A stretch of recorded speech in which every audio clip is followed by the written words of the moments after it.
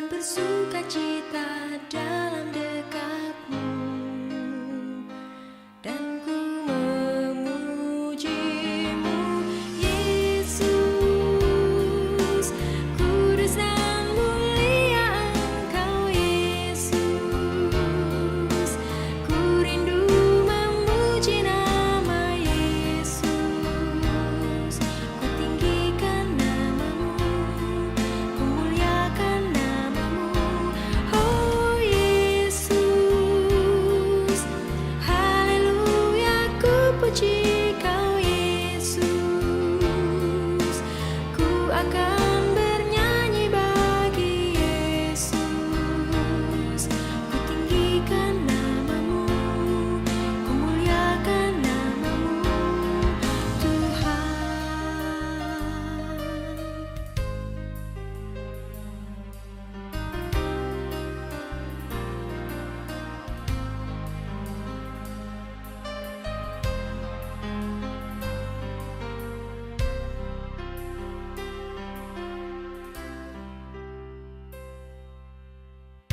Yesus, betapa ku rindu memujimu, Yesus. Aku rindu meninggikan namamu dan bersyukur atas segala berkat-Mu, dan bersukacita dalam dekap-Mu, dan ku memujimu, Yesus. Kudus dan mulia Engkau, Yesus. Ku rindu memuji nama Yesus. Ku tinggikan namamu, ku muliakan namamu, oh Yesus. Haleluya, ku puji Kau, Yesus. Ku akan bernyanyi bagi Yesus. Ku tinggikan namamu, ku muliakan namamu, oh Yesus. Kudus dan mulia Engkau, Yesus. Ku rindu memuji nama Yesus. Ku tinggikan namamu, ku muliakan namamu, oh Yesus. Haleluya, ku puji Kau, Yesus. Ku akan bernyanyi bagi Yesus. Ku tinggikan namamu, ku muliakan namamu, Tuhan.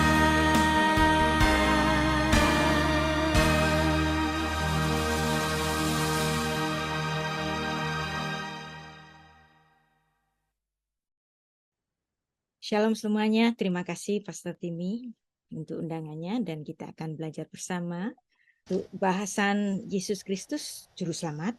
Jadi ada pertanyaan, terus mitos atau fakta. Baik, kita mulai. Beshem Ha'av Ve'haben Ve'ruach HaKodesh Ha'elohim Echad. Di dalam nama Bapa dan Putra dan Roh Kudus, Allah yang Esa. Amin. Pertanyaan, Yesus Kristus Juru Selamat? Itu yang pertama. Dan yang kedua, mitos atau fakta. Jadi kita akan mempelajari topik yang pertama dulu.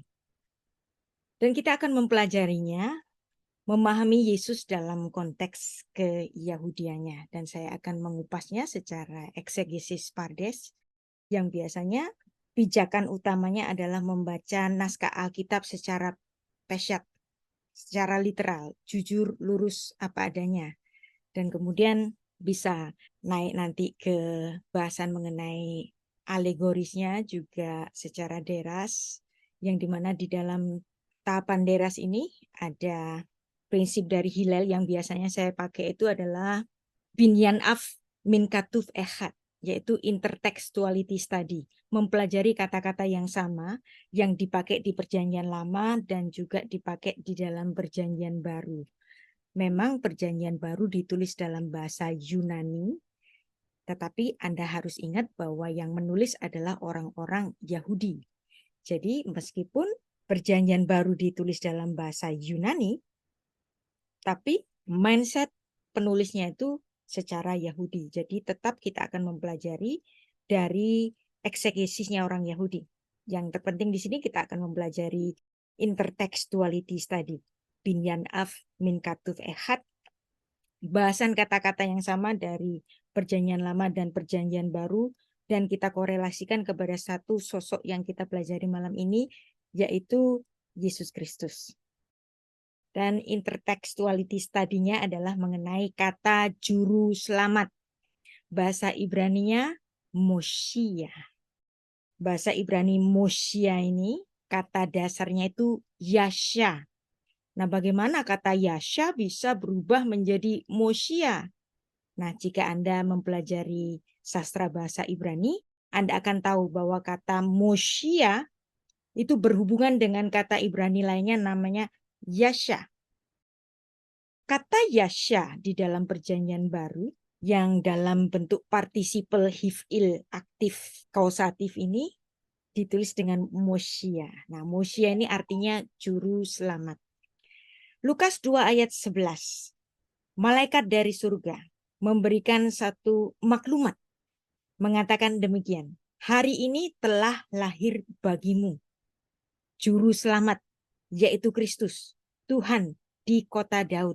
Nah, Lukas ini menulis Injilnya dalam bahasa Yunani. Tapi coba bayangkan kata ini dipahami dalam bahasa Ibraninya. Naskah Ibrania menuliskan demikian. Ki hayom lachem Mosia.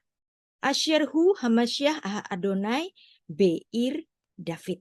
Nah, ada kata Mosia. Bahasa Yunani Perjanjian Baru yang asli soter di sini. Nah, tapi kalau Anda mempelajari soter ini agak sulit. Karena ini bahasa yang asing bagi orang Yahudi.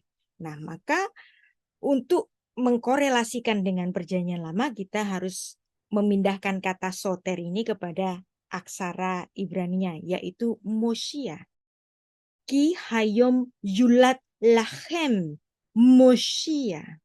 Nah, Moshia di sini. Nah, kata ini menjadi sangat penting bagi orang-orang Yahudi karena di Perjanjian Lama gelar Moshia ini hanya diberikan kepada Yod He Vav He saja. Jadi kalau Anda orang Yahudi kemudian mendengar ada maklumat dari seorang malaikat mengatakan ada Moshia yang lahir. Ini akan menjadi satu pertanyaan besar karena bagi orang Yahudi Moshia itu hanya Yod He Vav He saja. Yesaya 43 ayat 11. Anohi Adonai ve'en mibaladai Moshia. Akulah Adonai Hashem Hakadosh Baruch Hu. Ve'en dan tidak ada. Mibaladai selain lainnya. Selain daripada ku, siapa ini? Moshia. Jadi ini satu kata, kalau diterjemahkan dalam bahasa Indonesia itu selain lainnya, selain daripadaku Moshia. Nggak ada, pokoknya nggak ada Moshia selain daripada aku. Jadi Sang Mesias atau Sang Juru Selamat ini nggak bisa tidak, pasti berasal dari Tuhan saja. Ini sama-sama menggunakan sores, yaitu akar kata Yasha. Yasha dipakai di dalam Perjanjian Baru dalam Lukas 2 ayat 11 yang berkaitan dengan Yesaya 43 ayat 11. Nah, Yesaya 45 ayat 21b. Bukankah aku Tuhan? Nah, kalau Anda lihat di sini ada Tuhan huruf besar semuanya. Ini merujuk kepada Yod He Vav He. Adonai, Hashem, Hakadosh Baruch Hu. Tidak ada Allah selain daripadaku. Nggak ada. Nah, di sini Anda pernah sering mendengar teman Muslim bicara la ilaha illallah, ya? Nggak ada ilah selain Allah. Ini asalnya dari sini. Allah yang adil dan juru selamat. Nah, siapa yang dimaksud juru selamat di sini? Nggak ada selain lainnya, yaitu siapa? Yod He Vav He. Kata Moshia ternyata dipakai di Perjanjian Baru untuk bayi yang lahir yang dilahirkan oleh Maria. Ya. Dari sini kita membaca 1 Korintus 8 ayat 4 yang mengatakan Ki ein elil ba'olam ve ein Elohim bilti echad. Enggak ada selain lainnya kecuali yang satu itu siapa? Elohim. Tuhan saja, Tuhan huruf besar semua. Yesaya 44 ayat 6. Beginilah firman Tuhan, Raja dan Penebus Israel, Tuhan semesta alam. Akulah yang terdahulu dan akulah yang kemudian. Tidak ada Allah selain daripadaku. Ya, nggak ada Allah yang lain selain daripadaku. Dan menariknya ini nanti Anda bisa korelasikan dengan apa yang ditulis dalam Wahyu 1 ayat 18. Kita belajar di sini intertextuality study. Akar katanya apa tadi? Yasha di sini. Nah, di sini nanti keluar ada Moshiah, ya, Moshia, Yasha, dan ada nama Yehoshua. Yehoshua ini di sini nama Yesus. Nah, ternyata nama Yesus berhubungan dengan Moshia yang disebut di dalam Yesaya 43 ayat 11 ini. Jadi di dalam nama Tuhan Yesus sendiri di situ sudah terdapat nama Tuhan sendiri dan keselamatan yang darinya. Di dalam Perjanjian Lama ada banyak sekali nubuat-nubuat tentang kedatangan Mesias yang dijanjikan. Ya, ada banyak sekali, saya pilihkan beberapa saja. Kalau dibaca semuanya habis nanti waktunya, ya. Yesaya 61 ayat 1 sampai 3. Roh Tuhan Allah ada padaku oleh karena Tuhan telah mengurapi aku. Ia telah mengutus aku untuk menyampaikan kabar baik kepada orang-orang sengsara dan merawat orang-orang yang remuk hati, untuk memberitakan pembebasan kepada orang-orang tawanan dan kepada orang-orang yang terkurung, kelepasan dari penjara, dan untuk memberitakan tahun rahmat Tuhan dan hari pembebasan Allah kita, untuk menghibur semua orang yang berkabung, untuk mengaruniakan kepada mereka perhiasan kepala ganti abu, minyak untuk pesta ganti kain kabung, nyanyian puji-pujian ganti semangat yang pudar, supaya orang-orang menyebutkan mereka pohon tarbatin kebenaran tanaman Tuhan untuk memperlihatkan keagungannya. Bayangkan, nubuat ini kemudian Tuhan Yesus merujuk kepada dirinya sendiri, udah nggak usah pakai tafsir. Tuhan Yesus membaca Yesaya 61 ayat 1 sampai 3 ini di dalam rumah ibadat di Nazaret, ya. Nanti Anda baca dalam Lukas 4 ayat 18 sampai 21, dan kemudian secara gamblang tanpa ditafsirkan lagi, Yesus Kristus memulai pelayanannya itu mengatakan demikian. Pada hari ini genaplah nas ini sewaktu kamu mendengarnya. Dan dia merujuk ayat-ayat itu bagi dirinya sendiri. Bisa kita bandingkan dalam Yesaya 11 ayat 2. Roh Tuhan akan ada padanya. Roh hikmat dan pengertian, roh nasihat dan keperkasaan, roh pengenalan dan takut akan Tuhan. Nah, sekarang kita akan belajar tentang nama Yesus yang bahasa Ibraninya adalah Yehoshua, yang di dalam namanya itu ada Yod-He-Vav-He yang menyelamatkan.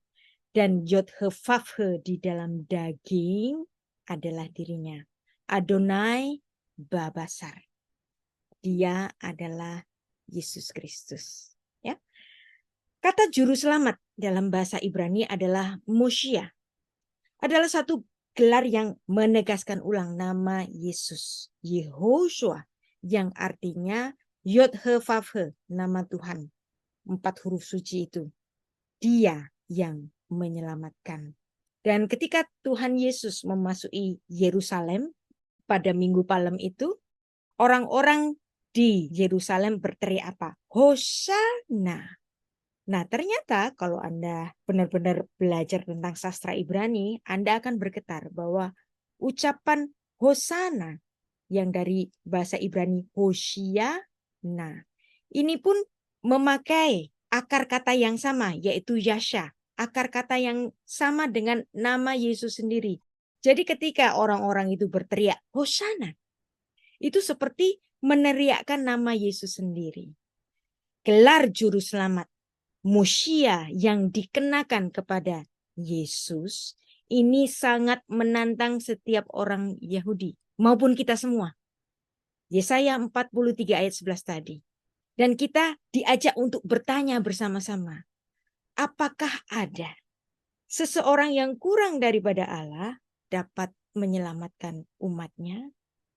Jadi jelaslah Yesus Kristus memang berasal dari atas, yang datang ke bumi untuk membawa misi penyelamatan bagi umat manusia. Yesus Kristus yang disebut dengan Yehoshua Hamashiach atau Yeshua Hamashiach menggenapi misinya di Yerusalem, mati darahnya tercurah bagi dosa di dunia ini. Ini juga sudah ditunjukkan oleh Yohanes Pembaptis, juga nggak usah pakai tafsir. Tangannya menunjuk lurus di hidungnya Yesus dengan mengatakan demikian, lihatlah anak domba Allah yang menghapus dosa dunia. Yohanes 1 ayat 29. Jadi karena memang demikian, dia adalah Yod-He-Vav-He, Adonai yang menyelamatkan. Maka kita teringat lagu lama ya. Itu nama yang indah, nama Yesus. Itu nama yang indah, dari surga mulia, bimbang ragu diusirnya, hati susah dihiburnya. Nama Yesus yang indah, yang ku cinta. Ya, dan kita akan studi kata nama Yesus, nama yang indah itu Yehoshua, yang bentuk konstruknya itu adalah Yeshua. Jadi Yehoshua, nama Yesus adalah Yod-He-Vav-He, menyelamatkan. Dan ini asalnya memang Tuhan sendirilah yang menyelamatkan. Nah, kemudian nama Yehoshua ini bentuk konstruknya itu Yeshua. Jadi apa bedanya Yehoshua dengan Yeshua? Jadi ini ibarat nama Alexander menjadi Alex. Jadi bentuk singkatnya ya. Jadi Yehoshua bentuk panjangnya, bentuk singkatnya Yeshua. Seperti Budi dipanggil Bud, seperti gitu saja. Jadi bentuk konstruknya. Ada banyak bertebaran kata-kata yang berasal dari sores Yasha. Misalnya di sini ada Yeshua, adalah bentuk nomina dari Yasha tadi. Dan itu bermakna juga keselamatan dalam bentuk nominanya. Nah, kata Yasha ini menarik. Nama Yesus berasal dari kata Yasha. Mosia juru selamat tadi berasal dari sores Yasha. Tapi kata Yasha sendiri nggak pernah dipakai di Alkitab. Kenapa? Karena kata Yasha itu bentuknya simple aktif. Kalau seorang penyelamat tidak menghasilkan keselamatan, maka dia bukan juru selamat. Maka kata Yasha ini, kenapa nggak pernah ada di Alkitab? Karena kata ini adalah belum melaksanakan keselamatan. Seandainya dia sudah melaksanakan keselamatan, maka dia disebutnya apa? Harus disebut dalam suatu bentuk verba dalam bahasa Ibrani itu yang namanya hif'il. Hif'il itu aktif kausatif. Nah, kalau Yasha ini simple aktif. Bentuk simple aktif untuk Yasha nggak pernah ada di Alkitab, baik perjanjian lama maupun perjanjian baru. Seorang juru selamat hanya boleh disebut juru selamat kalau dia sudah pernah atau menyebabkan keselamatan itu. Sehingga dalam bahasa Ibrani, seorang juru selamat itu hanya boleh disebut juru selamat di dalam bentuk yang khusus, yaitu apa? Hif'il, aktif kausatif. Dan nama Yesus itu adalah bentuk hif'il, aktif kausatif. Maka kalau Anda seorang yang mempelajari sastra Ibrani mendengar nama Yesus, persis dengan lagu tadi, nama itu indah sekali. Karena namanya itu disebut dalam suatu grammar Ibrani itu dengan aktif kausatif. Yesus sang penyelamat. Sang penyelamat bukan sekedar penyelamat biasa, tapi dia penyelamat yang aktif, kausatif. Dan bentuknya itu imperfect, yang artinya dia menjadi juru selamat bukan cuma dahulu saja, tapi juga sampai hari ini. Nama itu mengandung tensesnya itu imperfect, masih bekerja. Nama Yesus. Nah, kata Yasha tadi kalau dikonjugasikan itu bisa menjadi bermacam-macam. Anihoshati, atahoshata, dan seterusnya. Anda nanti pusing kalau baca ini. Yang artinya di sini, dalam grammar bahasa Ibrani, untuk merujuk kepada nama Yesus, itu maknanya itu seorang juru selamat yang aktif, kausatif. Saya tunjukkan bagaimana kata ini di dalam bentuk partisiple. Apa itu partisiple? Bentuk partisiple itu bentuk ing. Bentuk yang masih melaksanakan mosia. Nah, di sini. Kata Yasha menjadi mosia. Jadi keselamatan yang dari Tuhan, partisiple, aktif, kausatif. Jadi dari satu kata saja orang Ibrani akan mengerti bahwa memang Tuhan itu kalau menyelamatkan selalu aktif, kausatif. Memang menyebabkan keselamatan. Nah, dari satu kata saja kita bisa membayangkan kenapa orang Yahudi itu pinter-pinter. Karena grammarnya rumit seperti ini. Dari suatu kata saja kita dapat memahami bahwa memang Yesus menghidupi namanya sendiri. Bahwa dia adalah sang juru selamat bukan cuman dahulu, bukan cuman pada zamannya Israel, zaman raja-raja sampai zamannya mereka itu kembali ke tanah suci dan kemudian Yesus Kristus lahir sebagai orang Yahudi. Tapi sampai hari ini nama Yesus ditulis dalam hifil, aktif kausatif, yang di dalam bentuk partisiple juga. Mosia, dia adalah sang penyelamat. Dan ketika dia memasuki kota Yerusalem, orang-orang di Yerusalem berteriak, Hosana.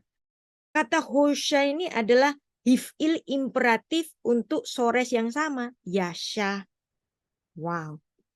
Jadi ketika orang berteriak, Hosana, Hosana, itu seperti meneriaki nama Yesus sendiri. Karena namanya memang mengandung kata sang penyelamat ini. Jadi ini seperti orang-orang Inggris kalau mengeluh-elukan raja mereka, God save the king. Suatu pujian termasuk juga bentuk doa. Nah, Tuhan selamatkanlah kami. Menarik sekali ya. Kata Hosana ini. Kata Hosana itu adalah imperatif. Kata yang menyuruh.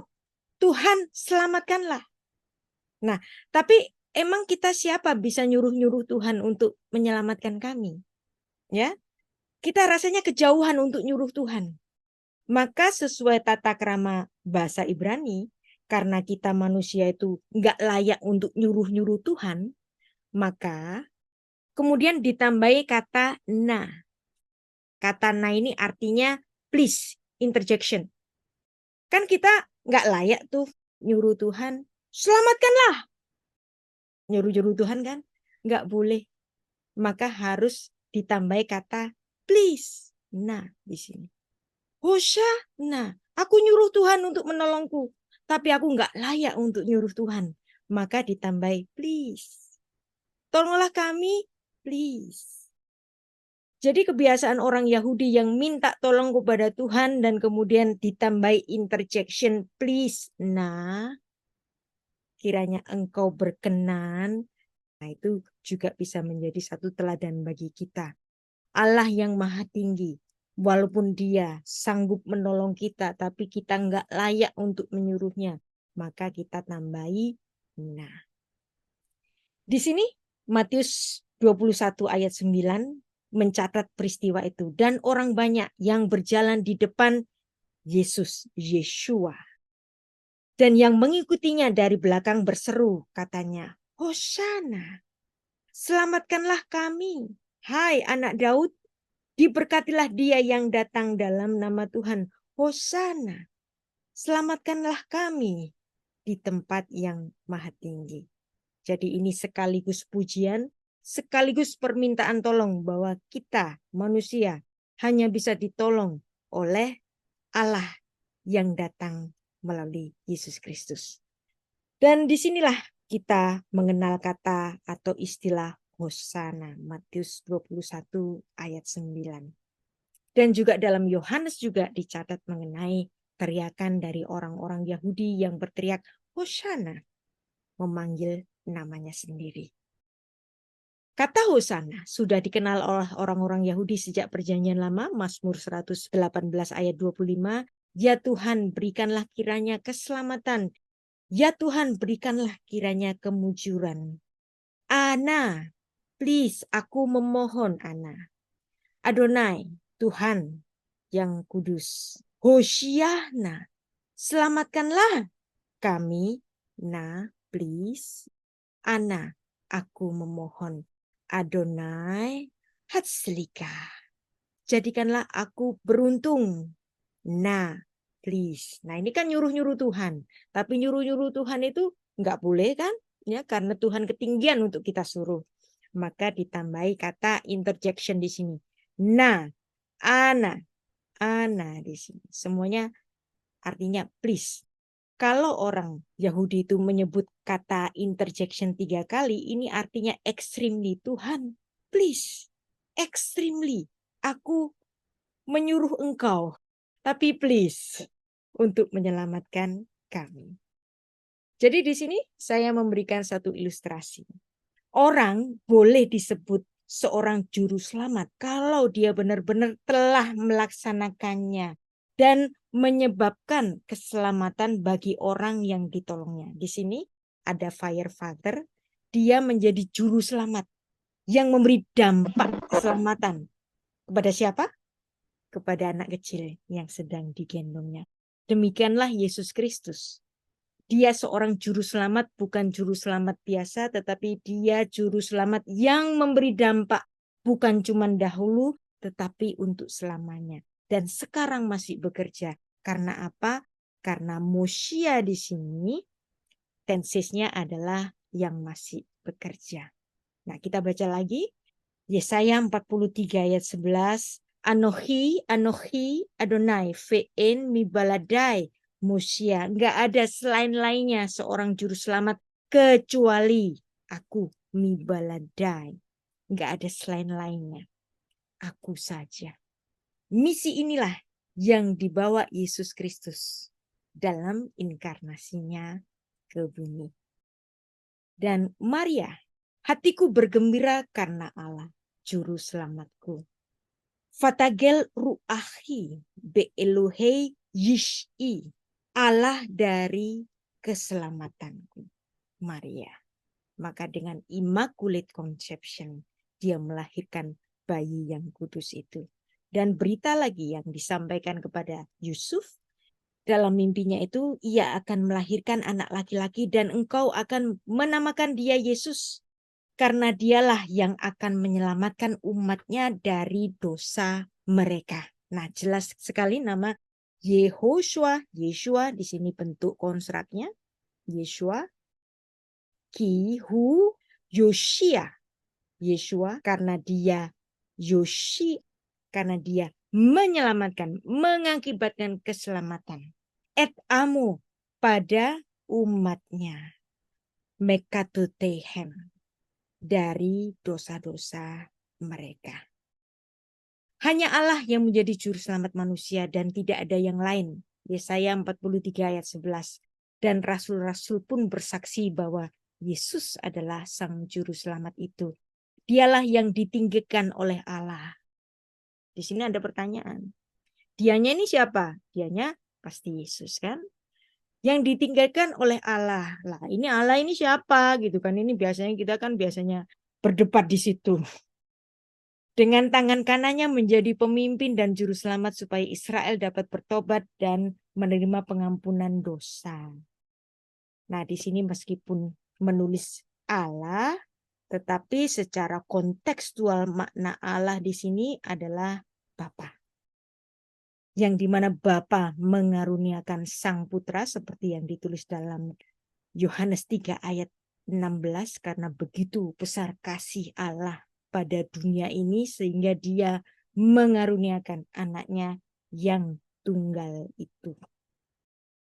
Dan para rasul bersaksi bahwa Yesuslah sang juru selamat itu. Maka tidak bisa tidak, memang Yesuslah juru selamat itu. Kisah 13 ayat 23. Dan dari keturunannya lah sesuai dengan yang dijanjikannya, Allah telah membangkitkan juru selamat bagi orang Israel, yaitu Yesus. Nah, kalau Allah membangkitkan terus Yesus ini Allah apa bukan? Nah, ini kan biasanya menjadi perdebatan. Jadi secara kontekstual kita juga memahami bahwa Yesus adalah Tuhan dan Allah dan juru selamat kita, dan Sang Bapa mengutusnya ke bumi untuk misi keselamatan. Jadi bagaimanapun selalu ada hierarki. 1 Korintus 11 ayat 3 di sini jelas sekali. Tetapi aku mau supaya kamu mengetahui hal ini, yaitu kepala dari tiap laki-laki ialah Kristus, kepala dari perempuan ialah laki-laki, dan kepala dari Kristus ialah Allah. Jadi hierarki yang ada di bumi itu menggambarkan hierarki yang ada di kerajaan surga. Dan itu tidak akan pernah berubah. Kalau seorang suami adalah kepala dari istrinya, Yesus Kristus adalah kepala dari mempelai perempuannya, yaitu gereja. Dan kepala dari Kristus adalah Allah. Siapa yang dimaksud Allah di sini? Apakah ini menolak bahwa Yesus bukan Allah? Bukan ya. Secara kontekstual Allah yang dimaksud di sini adalah Sang Bapa. 1 Korintus 11 ayat 3. Dan di sini Rasul Paulus juga mengatakan bahwa Yesus Kristus juru selamat kita. Semua Rasul Kristus menyatakan Yesus Kristus juru selamat kita. Jadi pertanyaan pertama tadi, Yesus juru selamat? Ya iyalah, Yesus juru selamat. Alkitab sudah bersaksi tentang itu. Dan Yesus karena roh Allah ada di dalam dia, roh Allah ada padaku. Dan kita sudah membacanya tadi dan dibacanya oleh Yesus Kristus sendiri dalam suatu sinagog di Nazaret. Dan dia mengatakan pada saat aku membacanya ini, pada saat kamu mendengarnya, dan genaplah nas itu. Dialah yang memiliki roh Tuhan yang ada padanya. Dan di sini Tuhan Yesus menarik sekali. Dia selalu menyatakan otoritasnya sebelum dia memberikan perintah. Ketika Tuhan Yesus memberikan perintah, sebelumnya Tuhan selalu mendahului dengan pernyataan otoritas. Setelah dia menggenapi segala tugas yang dibebankan kepadanya, mati di atas kayu salib, kemudian dikuburkan dan bangkit pada hari ketiga. Dan kemudian setelah 40 hari dia harus naik ke surga. Dia menyatakan otoritasnya. Yesus mendekati mereka dan berkata, kepadaku telah diberikan segala kuasa di sorga dan di bumi. Karena dia memiliki kuasa di sorga dan di bumi, sehingga layaklah bagi dia untuk memberikan suatu maklumat agung. Nah, misalnya kalau ada orang nyuruh Anda misalnya, emang kamu punya otoritas untuk nyuruh aku? Nah, di sini juga Yesus menyatakan demikian. Ketika aku memerintahkan suatu perintah kepada kalian, kalian harus tahu bahwa otoritasku adalah kuasa yang ada di sorga dan di bumi. Setelah menyatakan otoritas seperti ini, barulah Yesus memberikan perintahnya. Karena itu pergilah, jadikanlah semua bangsa muridku, dan baptiskanlah mereka dalam nama Bapa dan Anak dan Roh Kudus. Bagi kaum Trinitarian, ayat ini menjadi sangat penting sebagai dasar yang paling kuat untuk mendukung doktrin Trinitas yang digagas oleh bapak-bapak gereja pada abad kedua. Dan juga kita akan menemui satu modus yang sama. Ketika Tuhan Yesus mengatakan, tuliskanlah apa yang kamu saksikan ini. Tuhan Yesus juga enggak sembarangan untuk memberikan perintah ini. Dia mendahulinya dengan pernyataan otoritasnya. Wahyu 1 ayat 18 dia mengatakan, yang hidup dan yang mati. Namun lihatlah aku hidup, aku memegang segala kunci kerajaan maut. Wow. Kemudian Tuhan Yesus menyatakan apa? Untuk menyuruh Rasul Yohanes itu untuk menuliskan apa saja yang dia sudah lihat. Dari sini ada satu pernyataan yang menarik. Dari satu kitab Ibrani, surat kepada orang-orang Ibrani, yang orang itu banyak menafsirkan bahwa itu adalah tulisan Paulus sendiri.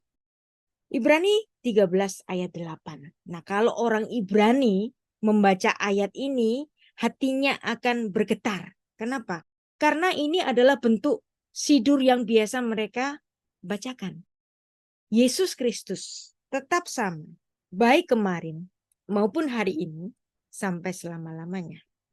Jesus Christ, the same yesterday and today and forever. Dan ini berkaitan dengan sidurnya orang Yahudi. Jadi tradisi sidur itu sudah ada, dikenal oleh orang-orang Yahudi itu sejak pembuangan di Babel. Nah, sejak pembuangan di Babel mereka itu ada doa-doa hafalan. Ada doa hafalan itu yang namanya Adon Olam.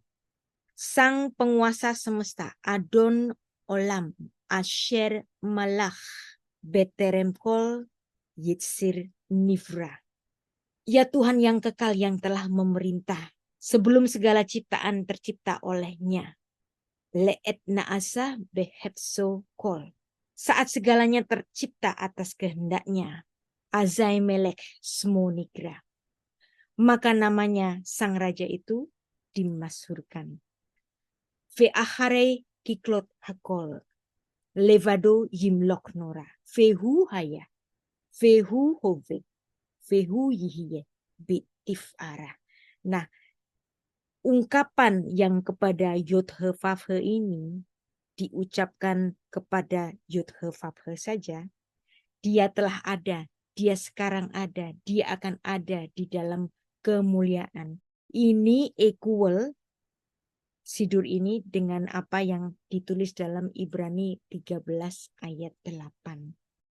Sehingga kalau saya mengajukan bahwa Yesus Kristus adalah Yod-He-Vav-He di dalam daging, karena demikianlah para rasul memberikan suatu pujian yang indah yaitu Adon Olam, Vehu haya vehu hove vehu yihiye betif ara, itu ditujukan kepada Yesus Kristus. Dia sama kemarin, hari ini maupun selama-lamanya. Jadi kemosyehu et mol ken hayom vegam leolamin. Ini paralel dengan doa ini. Vehu haya, vehu hove, vehu yihiye. Betif ara. Dia telah ada, dia sekarang ada, dia selama-lamanya ada di dalam kemuliaan. Ungkapan pujian yang sama diberikan kepada penulis Ibrani kepada Yesus Kristus. Ibrani 13 ayat 8. Nah, sekarang kita bahas bahasan yang kedua. Yesus Kristus, juru selamat. Dia juru selamat. Dan dia satu-satunya juru selamat yang sudah membuktikan bahwa dia sang juru selamat itu. Nah, sekarang pertanyaannya, mitos atau fakta? Kalau misalnya kita ngomong itu fakta, orang akan bicara begini, iyalah, lu orang Kristen, ya jelas aja lu bilang fakta. Fakta ini harus disaksikan kepada partai yang berseberangan dengan kita. Kalau ada partai yang berseberangan dengan kita bicara, bersaksi yang sama bahwa Yesus adalah tokoh sejarah, maka dia bukan mitos. Kalau partainya sama-sama PDI Perjuangannya, dukung Ganjar misalnya, ya sama, habis lu satu partai. Nah, saatnya kita orang Kristen, kita ditanya, Yesus itu mitos atau fakta? Kita pasti bicara fakta. Karena memang itu iman kita. Tapi kita juga akan menelusuri catatan-catatan sejarah, termasuk kesaksian sejarah yang berseberangan dengan kekristenan. Jadi secara dokumen kekristenan ada 27 kitab di Perjanjian yang Baru bicara tentang juru selamat, yaitu Yesus Kristus. Matius, Markus, Lukas, Yohanes, Kisah Para Rasul, Korintus, Galatia, Efesus, Filipi, Kolose, 1 dan 2 Tesalonika, Timotius, Titus, Filemon, Ibrani, Yakobus, 1 dan 2 Petrus, 1 sampai 3 Yohanes, Yudas, dan Wahyu. Semuanya bicara Yesus adalah juru selamat. Bukan mitos, tapi itu fakta. Ada 27 dokumen. Dan bukan cuma itu saja. Ada juga kesaksian bapak-bapak gereja Polikarpus, Eusebius, Irenaeus, Ignatius, Justinus Martir, Origenes, dan seterusnya. Dan di sini orang-orang dunia itu menerapkan standar yang tidak adil pada Alkitab. Ada 27 Alkitab bicara tentang sosok yang sama, yaitu Yesus Kristus. Tapi orang-orang ini memberikan satu standar yang tidak adil kepada Alkitab. Karena Alkitab tidak dianggap sebagai catatan sejarah. Alkitab dianggap sebagai buku iman. Sekarang kalau Alkitab itu hanya dipandang sebatas buku iman, tapi adakah dokumen-dokumen kuno yang lain yang memiliki salinan yang sebanyak Alkitab punya? Terdapat salinan naskah perjanjian baru itu 5.700 salinan bahasa asli Yunani. Dan ada sekitar 20.000 hingga 25.000 naskah-naskah kuno terjemahan awal dalam bahasa Syria, Koptik, Latin, Ibrani, dan kemudian bahasa-bahasa yang lain. Nah, sedangkan ya Anda tahu banyak ahli sejarah percaya begitu saja ucapan Sokrates. Saya tanya, salinan dari ucapan Sokrates itu ada berapa banyak sih? Nggak akan lebih dari 10. Sedangkan perjanjian baru memiliki 5.700. Berapa banyak sih salinan dari ucapan Platon? Nggak akan lebih dari 10. Demikian juga Aristoteles. Dan misalnya kisah mengenai Julius Caesar. Kisah-kisah sejarah Julius Caesar itu nggak usah pakai kritik sejarah. Sedangkan Alkitab ini pakai kritik sejarah, pakai kritik salinan, textual criticism, atau pakai kritik bentuk, from criticism, yang seperti diterapkan pada Alkitab. Alkitab kita telah melampaui kritik-kritik yang bermacam-macam, tapi secara tidak adil, tidak dianggap sebagai catatan sejarah. Mereka percaya begitu saja. Sokrates ngomong apa, Platon ngomong apa, Aristoteles ngomong apa, walaupun salinannya itu tidak lebih dari 10. Sedangkan perjanjian baru ada 5.700. Dan kalau di total terjemahan-terjemahan awal itu ada sekitar 25.000. Nggak akan ada dokumen kuno disalin sedemikian banyak seperti Alkitab kita. Maka dari sini saja kita dapat mempertahankan bahwa sosok Yesus Kristus bukan mitos, tapi fakta. Ada banyak dokumen yang bersaksi tentang itu. Dan kanon dari bapak-bapak gereja sudah dimulai sejak Polikarpus, Irenaeus, itu sudah menyebut semua kitab yang ada di perjanjian baru, kecuali Filemon, Yakobus, 2 Petrus, dan 3 Yohanes. Dan seterusnya, kitab-kitab kuno itu kemudian dikumpulkan, yang pada akhirnya terjadi pengukuhan tentang kitab-kitab yang terilham itu, yaitu dalam konsili gereja di Kartago pada abad keempat Masehi. 4 dokumen Injil ini saling memberi kesaksian. Jadi ada 23 kitab-kitab penggembalaan, surat-surat dari para rasul, ada 4 dokumen bicara tentang biografi Yesus Kristus. Dan 4 dokumen ini bukan sembarangan dokumen. Orang Yahudi sangat tahu yang namanya hukum dwiganda saksi. Itulah kenapa harus ada 4 kitab Injil untuk menunjukkan bahwa Yesus Kristus itu bukan mitos.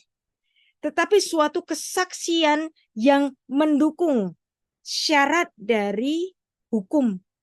Jadi ada dua catatan sejarah yang ditulis oleh murid-murid Yesus sendiri sebagai saksi mata pada saat itu di dalam golongan 12 dodeka. Siapa mereka? Mereka adalah Matius dan Yohanes. Golongan dari 12 murid Yesus. Jadi dodeka. Ring 1.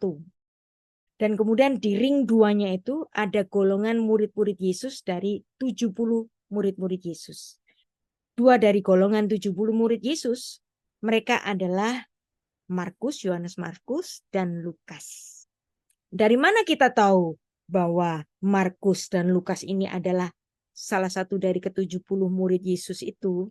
Nah, adanya di dokumen gereja Sinaksarion. Jadi di sini ada dua saksi dari golongan dodeka, dari golongan 12, ada dua saksi dari golongan 70. Jadi hukum duigandasasi dipenuhi oleh 4 Injil ini.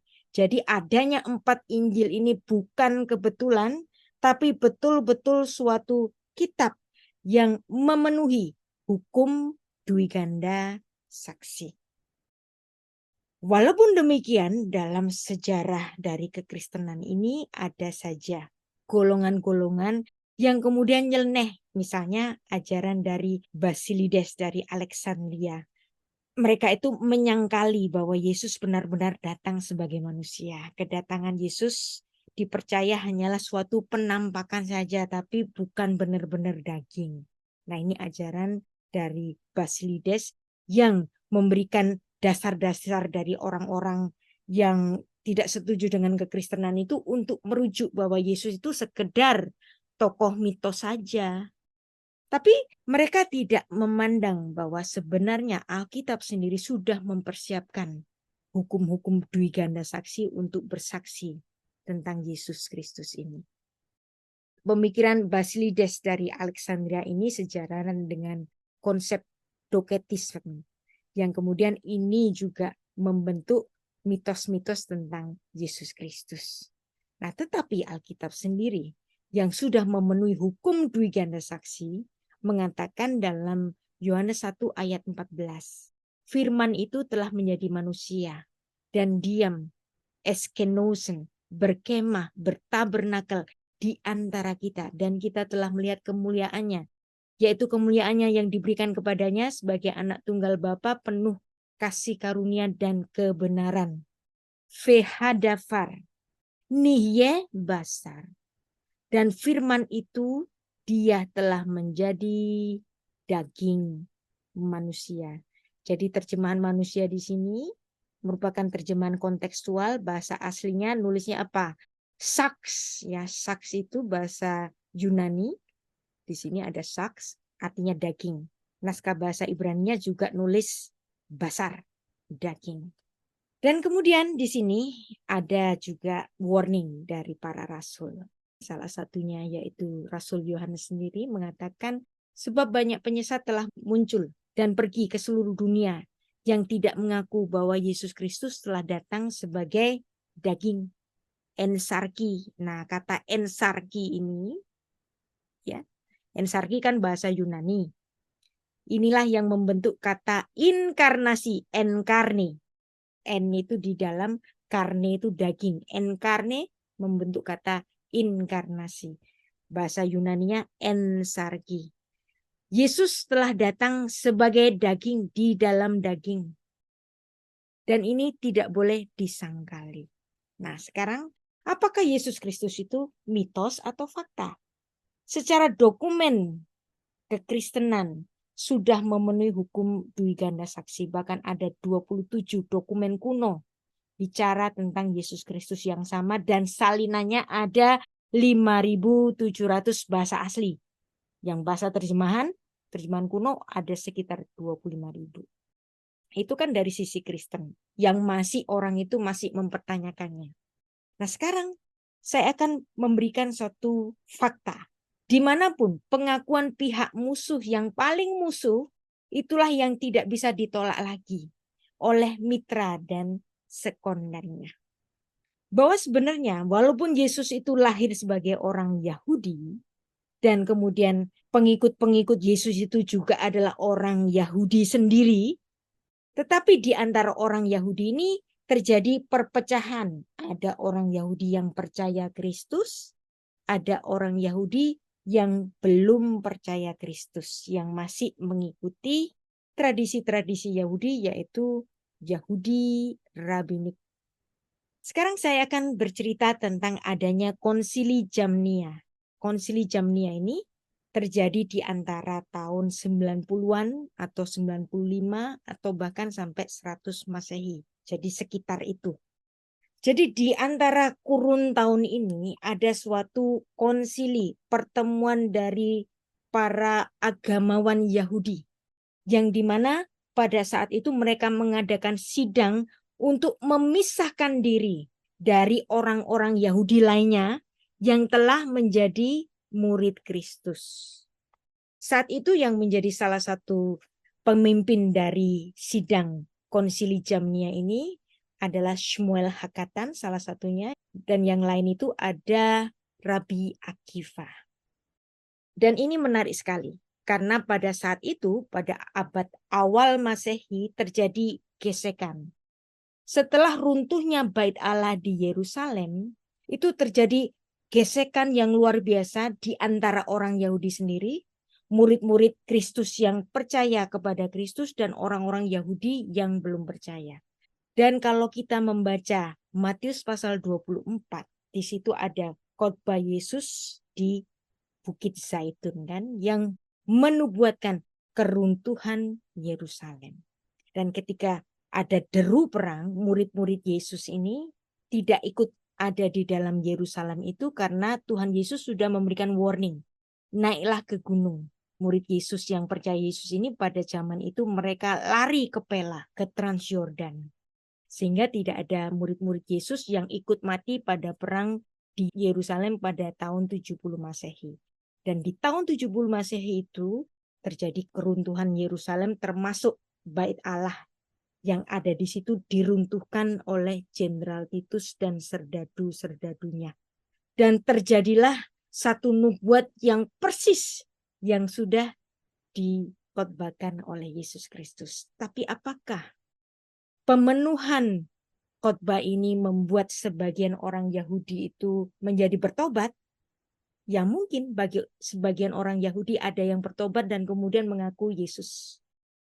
Tapi ada juga golongan yang nggak mau, masih tetap kekeh kepada keyahudiannya, kepada Yahudi Rabbiniknya. Sehingga disinilah mereka kemudian mengadakan satu sidang. Nah, di sidang itu kemudian untuk menunjukkan pemisahnya antara orang Kristen, orang Yahudi Kristen dan orang Yahudi yang masih di dalam kepercayaan Yahudinya. Nah, di situ ada beberapa pokok keputusan, yaitu tanah Ibrani harus ada salinan Ibraninya dan kemudian sesuai kitab Torah, dan kanon Ibrani itu harus lebih tua dari Esra dan kemudian ditulis di daerah Palestina. Nah, orang-orang Kristen itu dianggap sebagai avoda zara, murid-murid Yesus itu, karena menyembah Yesus Kristus dan mengimani Yesus Kristus itu adalah Tuhan dan Juru Selamat. Bagi orang Yahudi Rabbinik ini adalah avoda zara, foreign worship. Jadi menyembah ilah asing.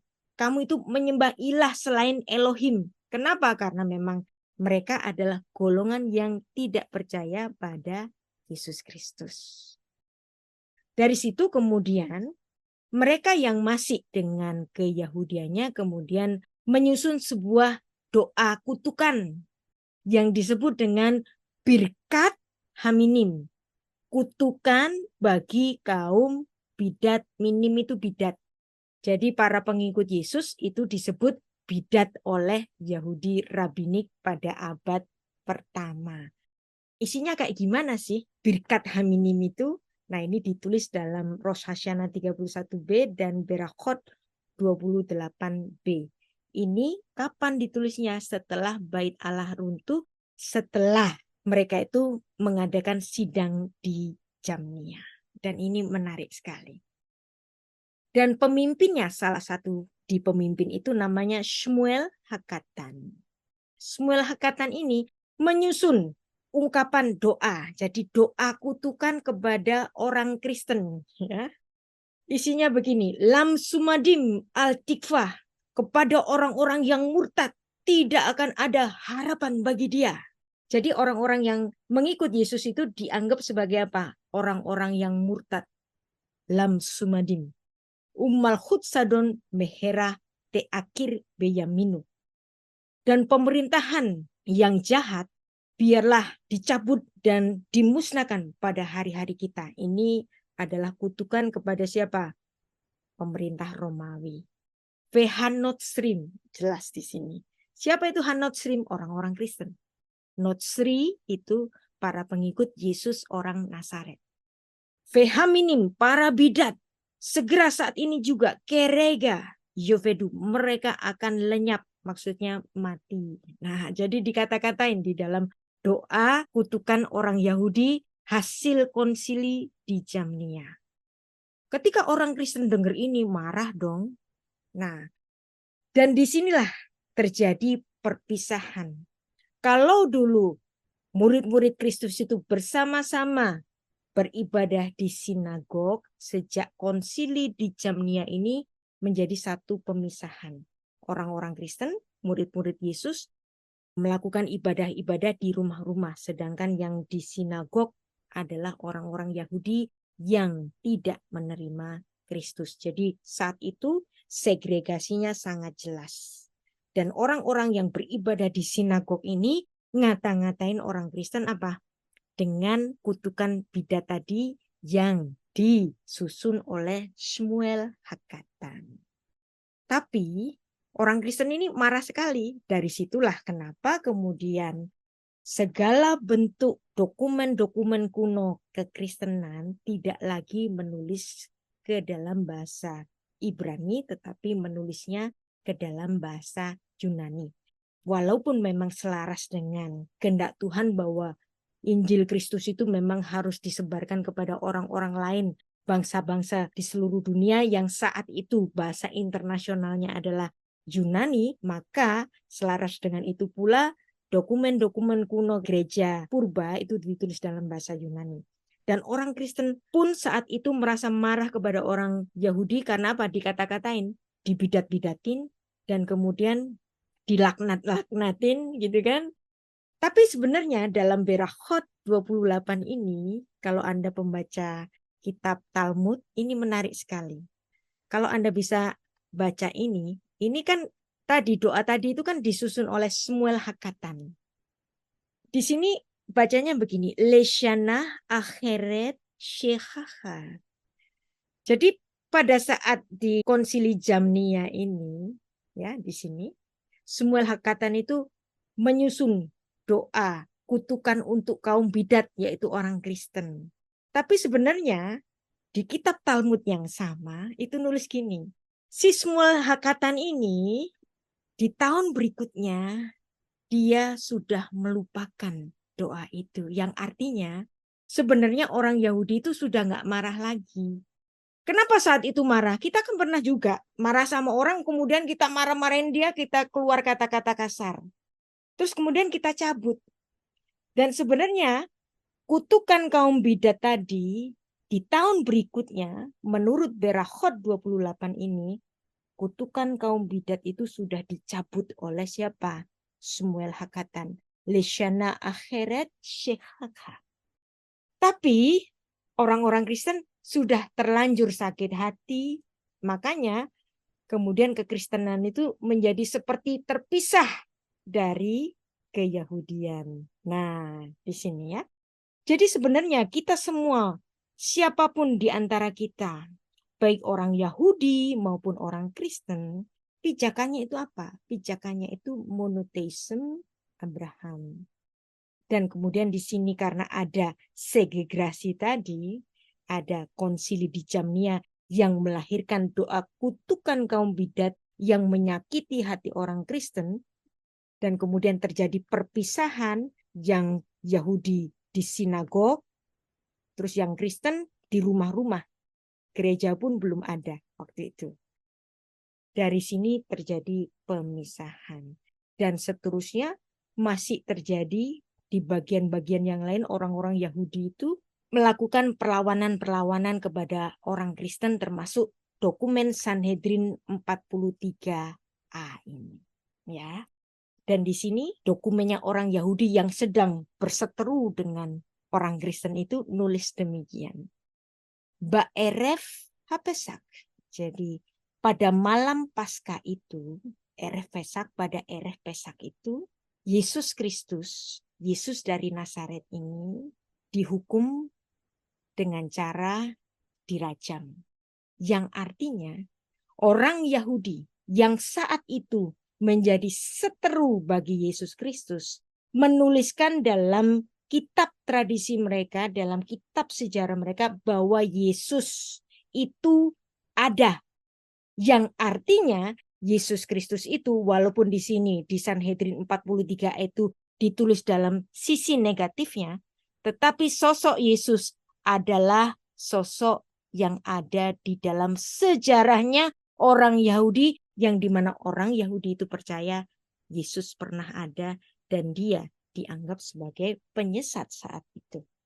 Jadi walaupun dokumen ini menulis sisi negatif dari Yesus, tetapi dokumen ini bersaksi bahwa Yesus bukan mitos. Jadi yang bersaksi ini siapa? Musuhnya Kristen.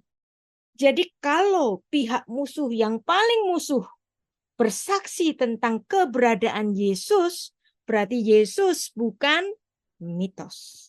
Yesus adalah ada di dalam sejarah. Termasuk juga di dalam Sanhedrin 67a ini bicara juga Yesus itu dipanggil sebagai Ben Stada, anak haram. Ya, ini juga negatif. Yesus ditulis secara negatif. Tetapi Yesus diakui pernah ada oleh dokumen kontranya Kristen. Jadi musuh mengatakan Yesus ada secara sejarah. Jadi Yesus bukan mitos. Jadi ini menarik sekali. Maimonides adalah seorang rabi besar pada abad pertengahan. Dia pun mengakui Yesus Kristus adalah tokoh sejarah. Satu kitab pengajarannya yang sangat terkenal itu adalah Hilchot Melachim. Dan di sini dia memberikan poin-poin untuk menolak Yesus sebagai Mesias.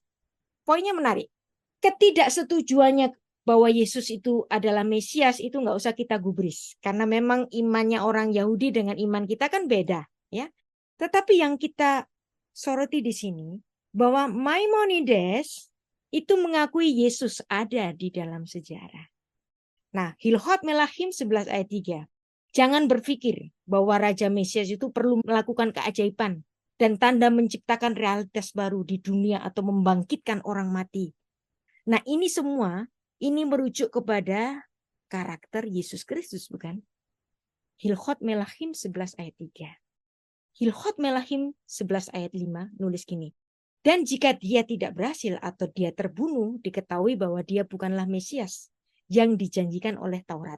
Karena Yesus itu mati di atas kayu salib, itu dianggap oleh Maimonides bahwa itu adalah kegagalan seorang Mesias. Di benaknya orang Yahudi, seorang Mesias itu harus mengembalikan kejayaan Israel seperti Israel di bawah pemerintahan Daud atau Salomo.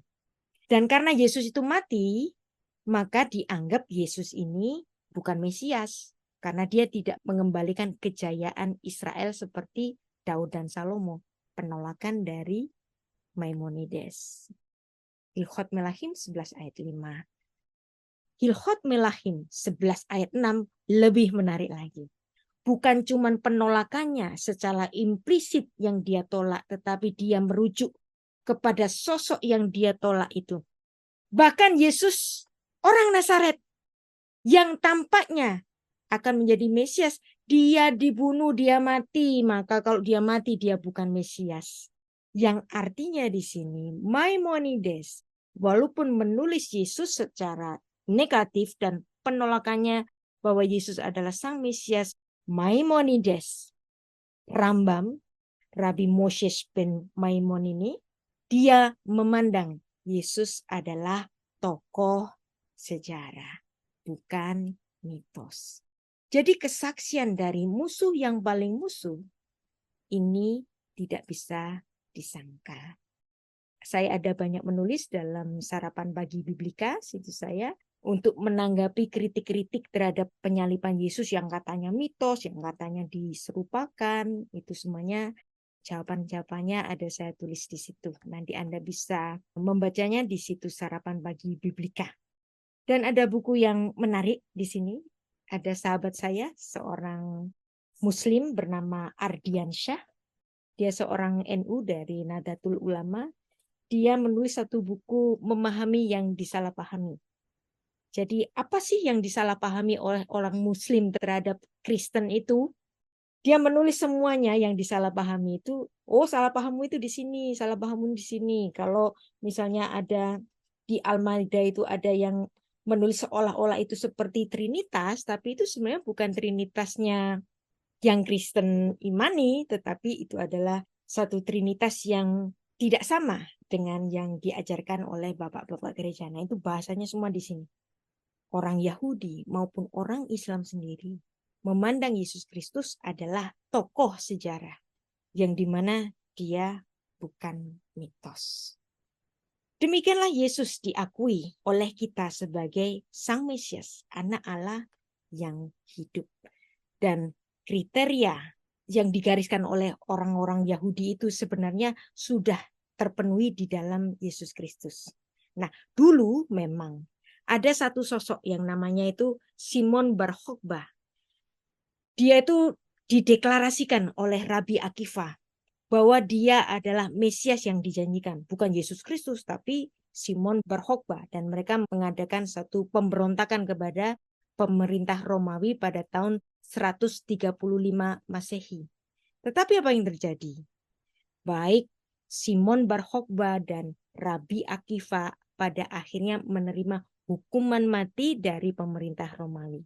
Nah, jadi walaupun Simon Bar Khokhbah itu sudah dideklarasikan oleh Rabi Akiva sebagai Mesias yang dijanjikan, sebagai pemimpin yang memenuhi kriteria-kriteria dari Mesias, tapi kemudian dia mati.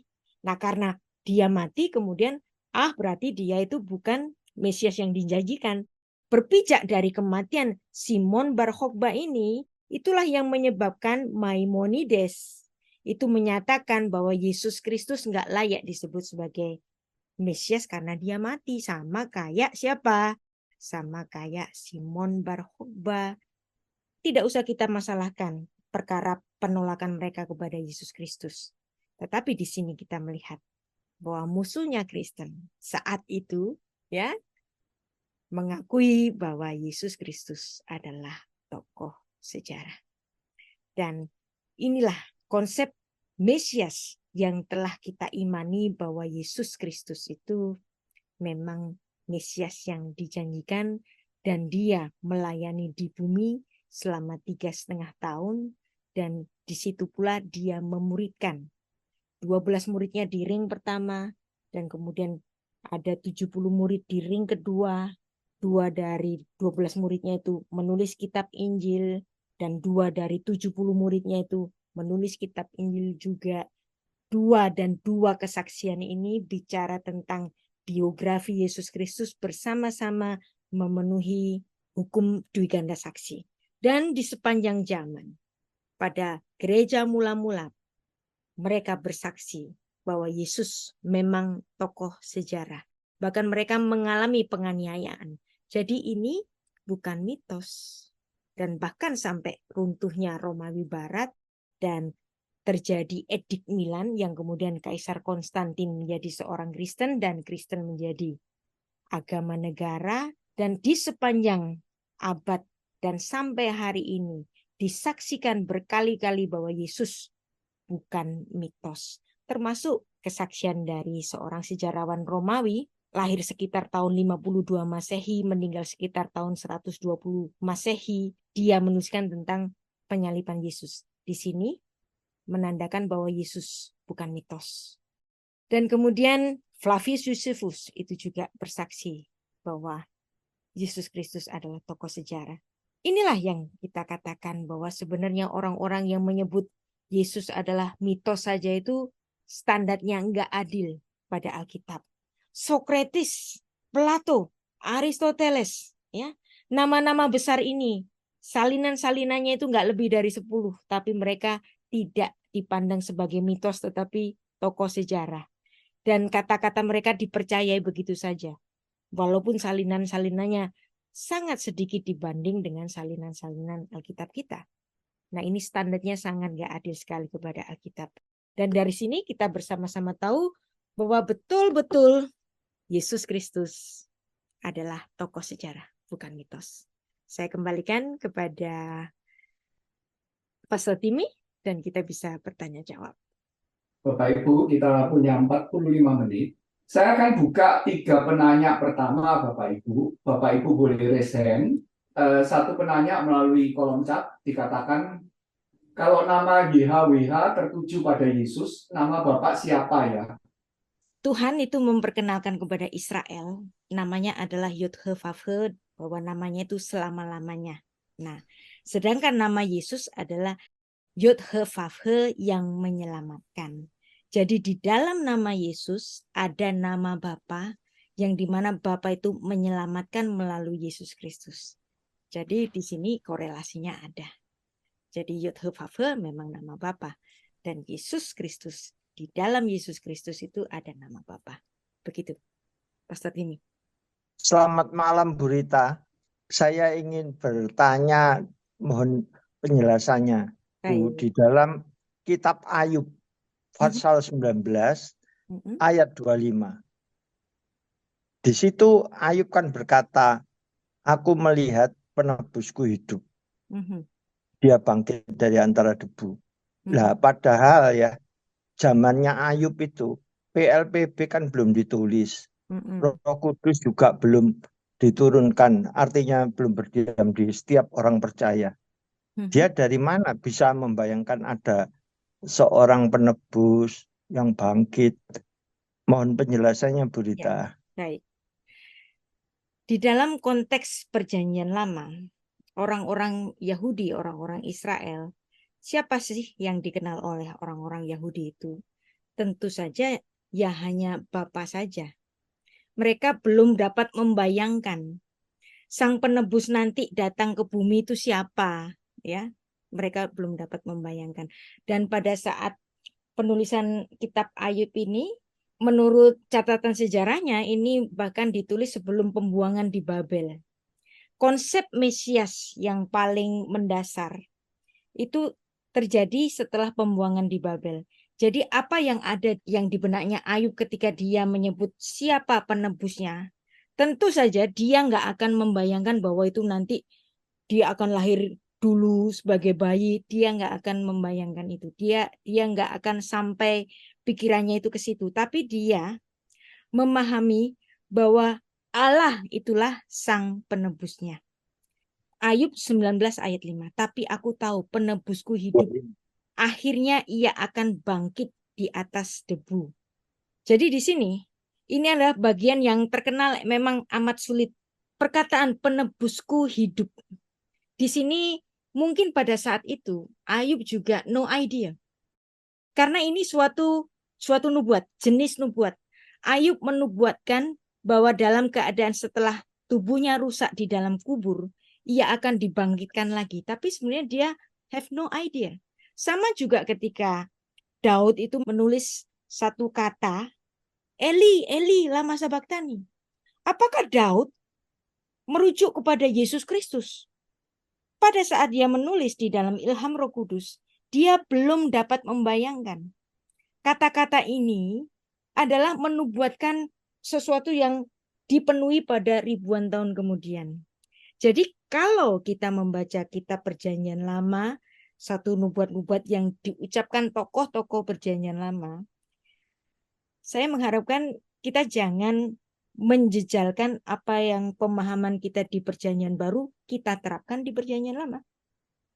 Karena pasti orang-orang yang menulis saat itu tidak dapat membayangkan bagaimana wujud dari sang penyelamat yang katanya akan datang ke bumi itu modelnya kayak apa? Karena ini adalah nubuat. Jadi di sini nubuat yang pemenuhannya itu nanti dipenuhi oleh Yesus Kristus, ya. Goali hai. Nah, kata goali hai itu soresnya itu galal. Tadi kita sudah belajar tentang kata-kata yang ada di Perjanjian Lama dan hubungannya di Perjanjian Baru. Dan kata-kata di Perjanjian Lama di kitab Ayub ini, goali itu berasal dari soresnya itu galal. Kira-kira kata galal ini ada hubungannya nggak di Perjanjian Baru, Pak Paulus? Dibayangkan secara logika saja. Kira-kira apa? Galilea. Terus ada kata Oh, apa Galilea. lagi? Oh, Golgota ya. Golgota dan Galilea. Wow. Galilea. Jadi ini Ayub pasal 19 ayat 25 ini betul-betul suatu nubuat yang bagi kita ketika baca ini, wow, ini ternyata menubuat ke masa depan. Tapi saat itu Ayub pasti have no idea bahwa kata-kata ini ada hubungannya dengan masa depan. Bagaimana kata-kata ini bisa berhubungan dengan masa depan? Hanya ilham Roh Kudus saja yang dapat memberitahunya korelasi ini yang kemudian dapat kita pelajari hari ini, Pak Paulus. Iya, Bu Rita. Terima kasih, Bu Rita. Penjelasannya sangat saya pahami. Ilham dari Roh Kudus. Yes. Amin. Amin. Terima kasih, Bu Rita. Tuhan memberkati. Tuhan berkati. Terima kasih Pak Paulus. Selamat malam Bu Rita, saya Pak Ferry. Ya. Saya sedikit mau menyambung tadi pertanyaan dari Pak Paulus. Ya. Tadi penjelasan Ibu bahwa mengatakan mereka yang di Perjanjian Lama seperti Ayub dan khususnya sebelum pembuangan, mereka tidak punya ide apa-apa katakan tentang Mesias itu. Jadi mereka ngomong hanya merupakan ilham Roh Kudus, tapi sebenarnya mereka nggak ngerti itu apa yang mereka omong. Yang saya tangkap penjelasan Ibu seperti itu. Ya. Pertanyaan saya begini, apakah memang semua katakan nabi-nabi itu di dalam Perjanjian Lama ketika mereka menubuatkan tentang Mesias itu yang akhirnya kita mengerti merujuk kepada Yesus, kondisinya sama, mereka juga nggak tahu. Jadi mereka hanya menyampaikan, sebutlah seperti Yesaya, kan jelas sekali kalau Yesaya berbicara tentang hamba itu bagaimana gitu. Nah, kira-kira bagaimana penjelasan hal itu, Bu? Terima kasih, Bu. Ya. Dan memang demikian ya. Jadi tokoh-tokoh apalagi Mesias ya. Mesias di dalam Perjanjian Lama sebelum pembuangan di Babel dan setelah pembuangan di Babel, konsep Mesiasnya itu berbeda. Sebelum pembuangan di Babel, para imam itu adalah Mesias. Raja-raja itu adalah Mesias. Jadi siapapun yang diinaugurasikan dengan pengurapan minyak di kepalanya, itu semua Mesias. Bahkan Kores pun disebut Mesias. Karena Tuhan menyebut bahwa dia adalah orang yang aku urapi, maka dia pun Mesias. Tetapi konsep ketika mereka sudah dibuang ke Babel, kemudian ada konsep yang sudah bergeser. Bahwa ketika mereka dibuang ke Babel, mereka rindu bahwa Israel ini akan dipulihkan. Maka mereka dijanjikan Mesias. Yang dijanjikan itu yang ditulis di sepanjang kitab Yesaya, Daniel, dan lain-lain. Yang durasinya itu pada sekitar sebelum pembuangan dan setelah pembuangan. Ya, Daniel itu ditulis setelah pembuangan atau di dalam pembuangan. Nah, dari situ konsep Mesias kemudian bergeser. Itulah yang menyebabkan ada dua konsep Mesias yang berbeda. Di dalam benaknya orang Yahudi, seorang Mesias pastilah seorang raja yang mengembalikan kejayaan Israel seperti dipimpin oleh Daud dan Salomo.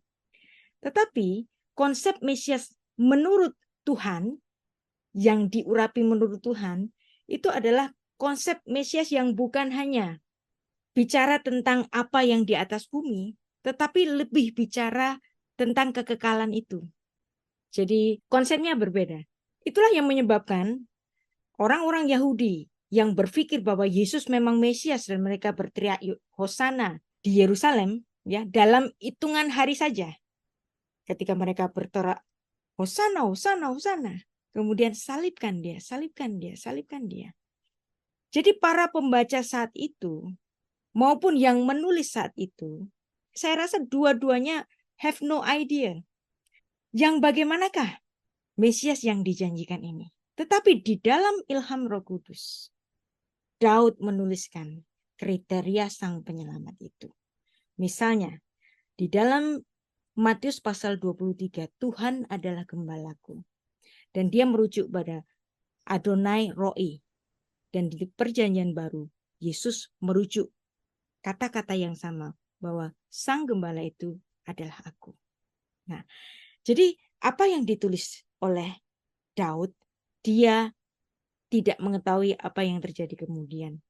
Bagaimanapun Daud, walaupun menulis di dalam ilham Roh Kudus, dia tidak dapat membayangkan sosok yang bagaimana yang dijanjikan itu, yang bahkan sudah ditulis sejak dalam kitab Kejadian pasal 3 ayat 15, Proto-Evangelium, dan seterusnya, yang dimana tipologinya itu diulang-ulang di sepanjang perjanjian lama.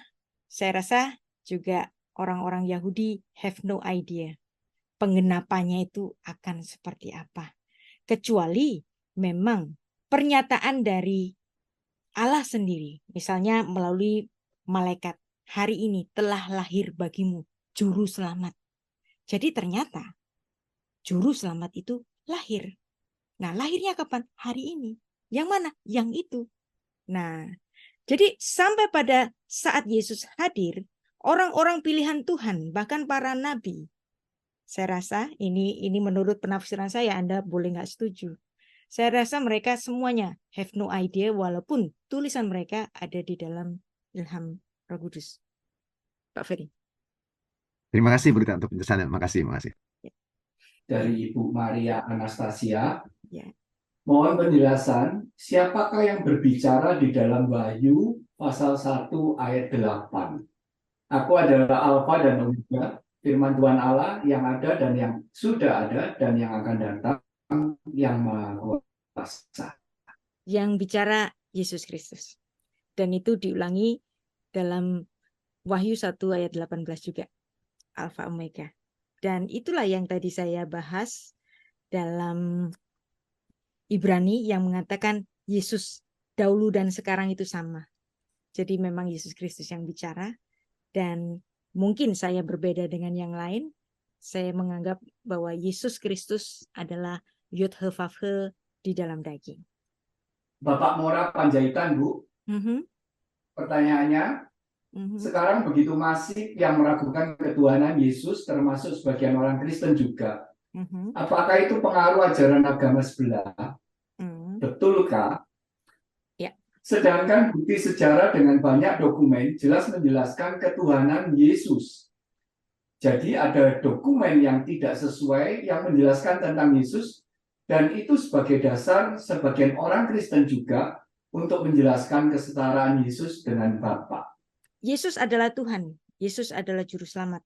Saya rasa semua orang Kristen seragam memahami ini.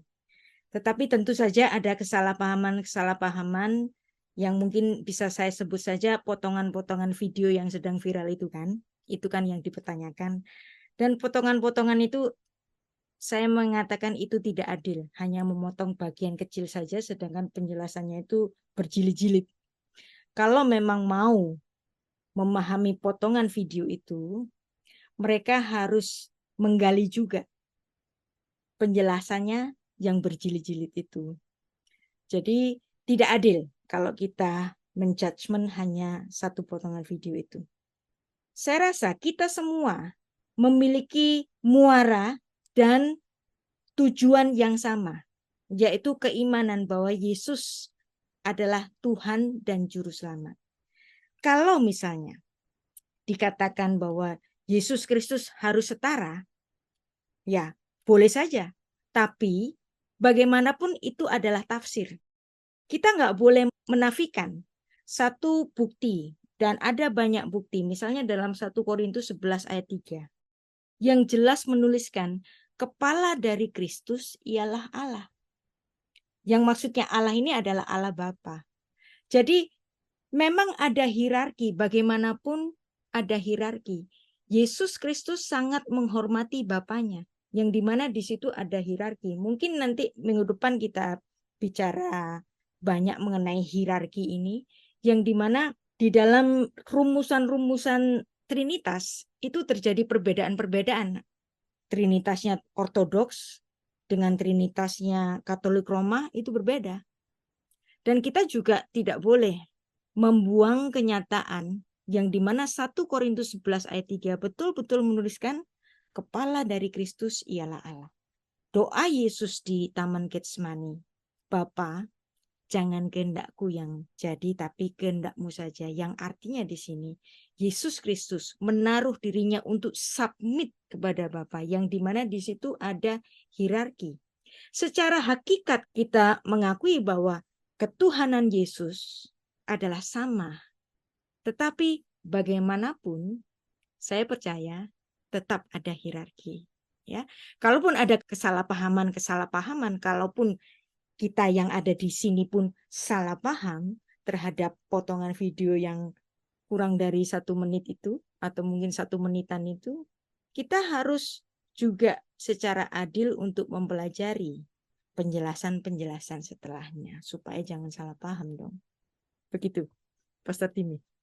Baik, Bu. Terima kasih banyak. Sebenarnya pertanyaan saya menyangkut tadi apa yang sedikit Bu Rita jelaskan.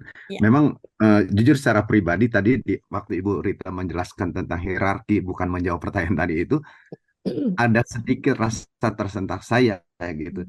Sebab jujur pemahaman saya selama ini katakan ya sama sehakikat gitu. Ya. Tapi ada penjelasan Ibu, saya berpikir ini bisa apa ya, orang bisa menangkapnya seperti akan ada persoalan begitu. Ya. Nah, kalau tadi Ibu jelaskan sepertinya kan memang ya harus ada hierarki seperti itu, rasa submitnya Yesus. Tapi saya pribadi maksudnya selama ini berpikir submitnya Yesus kepada Bapa itu karena keberadaan pribadi Yesus yang adalah juga manusia gitu. Bagaimana menurut Ibu pandangan saya ini? Ya. Barangkali bisa kasih Secara masukan dan kenosis koreksi. kita Ya. dapat menerima itu semua. Nah, saya memang penafsiran tentang ketuhanan ini buat saya itu satu cerapan imajinatif. Tuhan itu tak terhingga. Kita hanya sedikit sekali untuk memahaminya, ya. Nah, ini ada buku bagus ini. Saya taruh di mana ya? Judulnya An Imaginative Glimpse. Tulisannya Profesor Joas Adi Prasetya. Dia mengatakan bagaimanapun kita itu mendefinisikan Tuhan, satu dengan yang lain itu bisa berbeda. Karena setiap kita itu hanya bisa mengenalnya itu secara cerapan imajinasi saja. Karena Tuhan itu tak terhingga. Nah, seandainya Anda dan saya, Pak Ferry, terus kemudian kita itu sama-sama salah paham sama Tuhan yang tak terhingga itu. Kesalahpahaman kita atau ketidakmengertian kita kepada Tuhan, apakah menyebabkan Tuhan marah? Saya rasa dia nggak marah. Pemahaman kita tentang Tuhan itu berproses. Maka ketika saya bicara dengan orang-orang yang benar-benar awam mengenai keberadaan Tuhan atau kebagaimanaan Tuhan, saya akan memilih kata-kata yang paling sederhana untuk dapat dia mengerti. Nah, ketika saya bicara di hadapan mahasiswa teologi, saya ngomong secara sistematikanya, ya.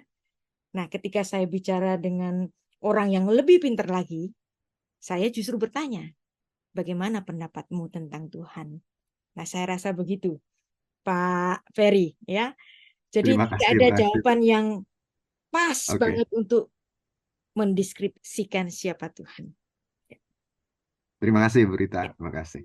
Tuhan berkati.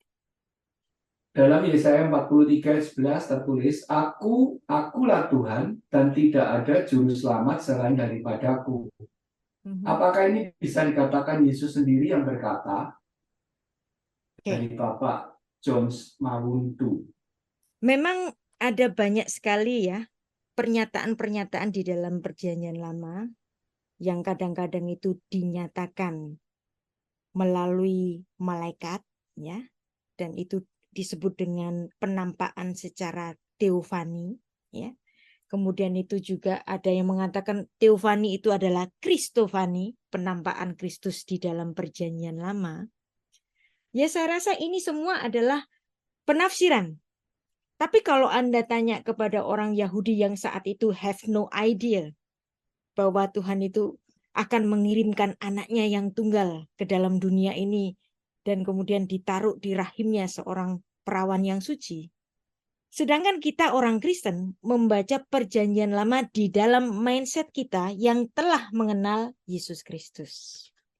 Bagi kita yang sudah membaca perjanjian baru dan mengenal Yesus Kristus itu bagaimana, dan kemudian kita membaca perjanjian lama yang mengatakan Anohi, Anohi Adonai, Ve'en mi baladai, Musia, Yesaya 43 ayat 11, dan kita menyatakan bahwa itu adalah Yesus Kristus, yang dimana di perjanjian baru Yesus Kristus adalah Yud He Vav He di dalam daging, saya tidak akan menyalahkan itu. Karena itu adalah pemahaman yang berasal dari penafsiran. Seperti saya katakan tadi, bahwa Tuhan itu tak terhingga. Seandainya kita ini salah paham, dia nggak bakal marah. Karena pemahaman kita itu proses. Ya. Yang penting jangan sangkali dia bahwa dia menyelamatkan kita. Begitu. Pastor Timi. Ya, baik. Terima kasih. Salam Bu Rita, terima Salam. kasih Terima kasih. untuk kesempatannya. Bu, tadi Ibu jelaskan bahwa ada intertekstuality dari Perjanjian Baru dengan ayat yang di dalam Perjanjian Lama tentang Yod He Vav He, di mana itu bisa ditafsirkan sebagai Yesus, bahwa dia adalah Yod He Vav He. Sebelum kita membaca Perjanjian Baru, kalau hanya membaca Perjanjian Lama saja, kita menafsirkan bahwa Yod He Vav He itu adalah Bapa, begitu ya. Ya. Nah, apakah dengan demikian kita bisa katakan bahwa Bapa itu adalah Yod He Vav He, Yesus adalah Yod He Vav He, bahkan Roh Kudus juga adalah Yod He Vav He? Baik. Bagaimana menurut pendapat Baik. Ibu? Makasih. Jadi saya tidak akan menyalahkan itu. Ada yang menafsirkan bahwa Yod He Vav He itu adalah keberadaan kealahannya. Jadi hakikat kealahan itu adalah Yod He Vav He. Jadi Yod He Vav He bisa merujuk kepada Bapa dan Putra dan Roh Kudus, ya, adalah Yod He Vav He. Saya tidak menyalahkan itu, betul. Tapi ada yang menyatakan atau mengambil istilah bahwa Yod He Vav He itu Bapa. Misalnya seperti tadi yang sudah kita bahas, ya. Misalnya dalam Kisah Para Rasul 5 ayat 31. Yesus itu Allah bukan? Iya Allah. Tapi kenapa Kisah 5 ayat 31 itu nulis Allah seolah-olah Yesus bukan Allah? Nah, jadi Kisah 5 ayat 31 itu saya baca lagi ya. Dialah yang telah ditinggikan oleh Allah sendiri dengan tangan kanannya menjadi pemimpin dan juru selamat supaya Israel dapat bertobat dan menerima pengampunan dosa. Kata Allah di dalam Kisah 5 ayat 31 itu tidak merujuk kepada Yesus, tapi merujuk kepada Bapa. Demikian juga dalam Kisah Para Rasul 13 ayat 23. Nulis begini. Dan dari keturunannya lah sesuai dengan yang telah dijanjikannya, Allah telah membangkitkan juru selamat bagi Israel, yaitu Yesus. Nah, siapakah Allah yang di dalam ayat ini? Bukankah Yesus itu Allah? Nah, kalau Yesus itu Allah, lantas siapa Allah yang ada di Kisah 13 ayat 23 ini? Artinya secara kontekstual, Allah yang ada di Kisah Para Rasul 13 ayat 23 ini merujuk kepada Bapa. Nah, jadi ada yang memberikan istilah-istilah. Maka istilah itu harus dilihat konteksnya. Ada yang mengatakan bahwa Elohim Yahweh itu Bapa. Ya nggak apa-apa. Karena itu adalah metonim atau nama lain atau julukan yang memudahkan bagi kita untuk membedakan antara Bapa dengan putranya. Nah, demikian Pak Junjun. Jadi siapakah Yod He Vav He? Siapakah Allah? Tergantung konteksnya, seperti Kisah Para Rasul 13 ayat 23 ini, kata Allah merujuk kepada Bapa. Lah, padahal Yesus kan juga Allah. Kita meyakini Yesus juga Allah. Lantas gimana? Maka the text without context itu cuma pretext. Maka setiap teks harus memandang konteksnya. Kita nggak bisa langsung mengatakan bahwa Yehovah itu cuma Bapak. Terus lantas Yesus bukan. Allah itu cuma Bapak, lantas Yesus bukan. Karena ada banyak bentrokannya nanti. Nah, maka untuk memahami kata harus memahami konteksnya, Pak Junjun. Itu kalau Anda setuju dengan saya, ya. Ini Ya, yang saya sampaikan masih tafsir semuanya. Bisa didebat, bisa Anda nggak setuju juga. baik, makasih Bu. Sama-sama. Saya bacakan lagi Bu, Silakan. pertanyaan di kolom chat. Apa perbedaan atau persamaan makna kata telah lahir di perkataan malaikat saat kelahiran Yesus dengan kata telah lahir dalam kitab Nabi Yesaya 9 ayat 6? Ya. Nah, saya pernah membahas tentang sisi tekstual dari Yesaya 9 ayat 5. Telah lahir. Ki yulat lanuben. Sebab telah lahir bagi kita seorang putra. Nah, ada yang menarik di dalam sastra Ibrani. Kata yang ditulis dalam bentuk perfect itu tidak lantas itu sebagai past tense. Kata yang ditulis dalam bentuk perfect di dalam sastra Ibrani itu menunjukkan suatu kepastian yang di masa datang pasti akan dipenuhi. Nubuat yang pasti akan dipenuhi. Nah, nanti Anda bisa membuka YouTube saya, judulnya Yesaya 9 ayat 5, nubuat Yesus Kristus, ya. Yesaya 9 ayat 5. Itu saya menjelaskan secara kontekstual dan teksnya yang membuktikan bahwa past tense tidak selalu bicara tentang sesuatu yang telah terjadi. Bisa diterapkan terhadap nubuat yang pasti akan digenapi. Jadi jangan membaca Alkitab dalam mindset present tense-nya atau past tense-nya grammar bahasa Inggris. Grammar bahasa Inggris dan grammar bahasa Ibrani itu berbeda. Nah, saya rencana akan membahas ini tapi minggu depan, Pak Timi, ya. Kenapa Yesaya 9 ayat 5 ini diterjemahkan past tense? Nah, kalau kita pembaca bahasa Inggris, past tense ini salah. Berarti ini bukan untuk Yesus. Ini berarti untuk bayi yang telah lahir karena past tense. Yesus kan akan lahir, maka nggak boleh past tense. Nah, itu kan bahasa Inggris. Kita harus membacanya di dalam bahasa asli Ibrani yang dimana kalimat perfect itu bisa diterapkan kepada masa datang sebagai nubuat yang pasti akan digenapi Tuhan. Ya. Karena ini jelimet, saya nggak mungkin bisa menjawab dalam 1, 2, atau 5 menit. Demikian Pak Timi. Terima kasih Bu Rita. Dari Bapak Gunawan Wibisono, Ya. beliau menanyakan Gunawan. pandangan Ibu Rita terkait dengan Yohanes 3 ayat 16 dalam King James Version yang dikatakan only begotten son. Ya. Greek word monogenes dikaitkan dengan kejadian 6 dan kitab Ayub dan Mazmur 82. Oke. Baik. Ya. Mazmur 82 itu bicara tentang sidang ilahi dan tentang monogenes ini, ya. Bicara tentang anak Allah yang unik, monogenes, ya. Nah, kata monogenes ini hanya diterapkan kepada Yesus Kristus. Menariknya, hanya Yesus Kristus yang ditulis di dalam Alkitab Perjanjian Baru bahasa Yunani yang ditulis bentuk kepadanya itu bentuk tunggal. Bahkan secara spesifik itu monogenes. Ya. Yahid, yang satu-satunya. Nah, bagaimana dengan kita? Kita kan juga anak-anak Allah. Tetapi anak-anak Allah yang diterapkan di luar Kristus di dalam kitab Perjanjian Baru itu selalu ditulis dalam bentuk plural. Tetapi anak Allah yang untuk Yesus itu ditulis dalam bentuk tunggal. Jadi kelahirannya yang unik berkaitan dengan gelarnya homogenes huios, sang putra yang tunggal, yang unik.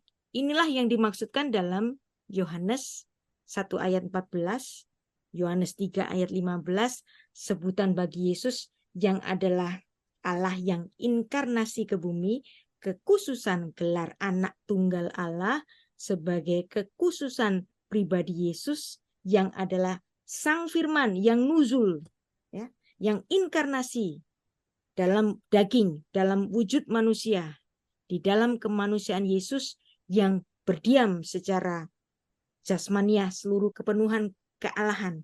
Dan itu nanti dibahas banyak di dalam Kolose pasal 2. Jadi memang gelar anak tunggal Allah, monogenes, itu membedakan dengan istilah anak-anak Allah, ya, yang ditulis memang di dalam bentuk plural, huioi tiu, ya, ada anak-anak yang plural ini, anak-anak Allah, itu kita termasuk orang-orang yang percaya di dalam Kristus itu menjadi anak-anak Allah, sedangkan Yesus diberikan gelar yang khusus oleh Rasul Yohanes sebagai yang monogenes. Nah, ini untuk membedakan kualitas kita adalah debu, sedangkan Yesus bukan debu. Karena dia bukan debu, dan dia tidak pernah berdosa, dan dia memang yang dikirimkan oleh Tuhan karena kasihnya kepada kita, Yohanes 3 ayat 16, maka dia adalah sang monogenes itu. Kapten Gunawan, terima kasih pertanyaannya. Baik, terima kasih Bu Rita, terima kasih juga untuk Bapak Ibu atas partisipasinya di malam hari ini. Saya melihat ada Bapak Henry Bok dari Kucing, Sarawak. Puji Tuhan. Selamat Ya, datang. malam hari ini benar-benar banyak dari beberapa bapak-bapak dan ibu-ibu yang mengikuti pengajaran di malam hari ini. Biarlah malam hari ini boleh mencerahkan kita semuanya, khususnya di dalam dasar keimanan kita ya Bapak Ibu, supaya kita ini nggak salah dan mudah diombang-ambingkan oleh banyak pengajaran sesat. Minggu depan masih ada lagi Bapak Ibu di hari Kamis. Jadi bagi Bapak Ibu yang belum sempat untuk bertanya ataupun masih mau bertanya, tetapi waktunya yang sangat terbatas, maka minggu depan Bapak Ibu bisa bergabung lagi dengan kami di hari Kamis di pukul 7 malam dengan link yang sama ya Bapak Ibu. Terima kasih Bu Rita Bayu untuk malam hari ini. Tuhan memberkati Ibu dan keluarga. Terima kasih juga untuk Bapak Ibu sekalian yang mengikuti pengajaran di malam hari ini. Saya mohon bantuan untuk Pastor Frans Martinus untuk bisa tutup di dalam doa. Mari kita satukan hati. Hamba-Mu bersyukur Bapa. Hamba-Mu boleh menerima penjelasan yang merupakan pencerahan bagi setiap kami. Sehingga itu akan memperkuat iman. Juga ketika hamba-hamba-Mu Tuhan pakai menjadi saksi-saksi-Mu di dalam pelayanan, di dalam khotbah-khotbah, di dalam apa saja untuk boleh memperluas kerajaan-Mu. Terima kasih, berkati hamba-Mu, Ibu Rita Wahyu, terus dalam pengurapan-Mu, Tuhan pakai lebih hari lebih berkenan untuk kemuliaan Bapa. Terima kasih Bapa. Kami sudah selesai dan kami akan istirahat. Tuhan besertalah juga dalam istirahat kami. Berikan kami tubuh sehat kuat, sehingga besok pagi kami boleh kembali hadir, memuji menyembah bersama dalam kelompok doa semangat pagi. Terpujilah nama-Mu, Tuhan Allahku. Hanya di dalam nama Yesus, segala sesuatunya ada di tangan-Mu, dan kami percaya berkat Tuhan sudah kami terima. Yang percaya katakan, amin. Amin. Amin. Terima kasih Bu Rita. Terima kasih sekalian. Bu Rita. Terima kasih Bu Rita. Terima kasih Bu Rita. Terima kasih. Terima kasih semuanya. Terima kasih semua. Semangat ya.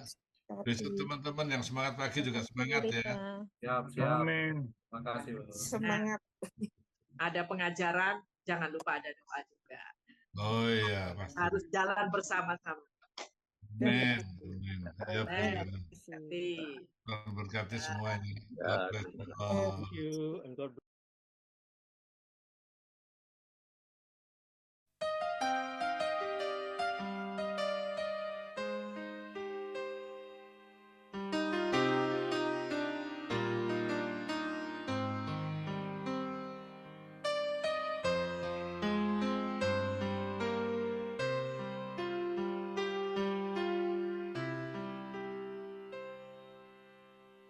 Yesus, betapa ku rindu memujimu Yesus. Aku rindu meninggikan namamu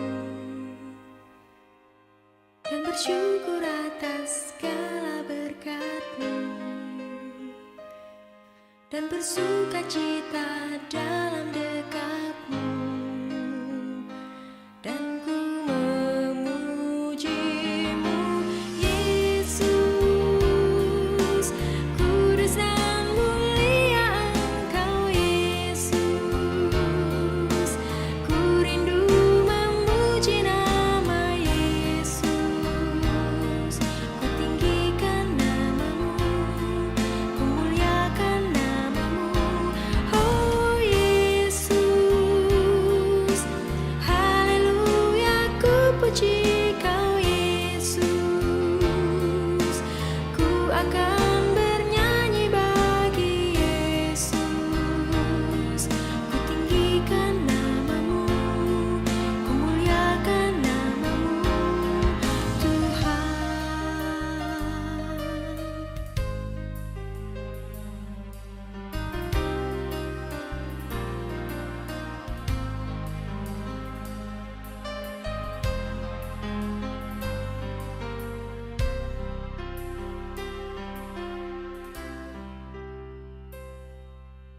Yesus, betapa ku rindu memujimu Yesus. Aku rindu meninggikan namamu dan bersyukur atas segala berkat-Mu dan bersukacita dalam